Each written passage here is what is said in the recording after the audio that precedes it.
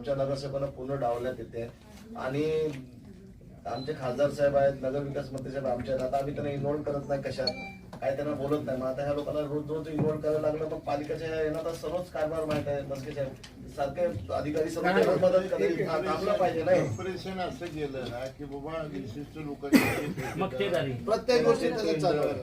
लक्षात आलं तुमच्या नाही. आता लोक कामाला मी लागतात. इम्प्रेशन गेलं. 2 दिवसापूर्वीचं उदाहरण सांगतो की तुमचे एक वॉर्ड आहे म्हणजे ऐरोलीच्या जगदीश गवतेच्या पुढचा कुठला वॉर्ड आहे, दिघा.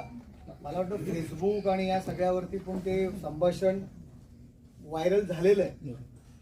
एक नगरसेवक, माजी नगरसेवक, भाजपचा एक पदाधिकारी आहे, त्यांचं वैयक्तिक काय टीका टिप्पणी झाली. भाजपचाच पदाधिकारी आणि नगरसेवक पण भाजपचा. त्या भाजपच्या पदाधिकारी काय मारलं बिरलं वगैरे काहीतरी विषय झाला.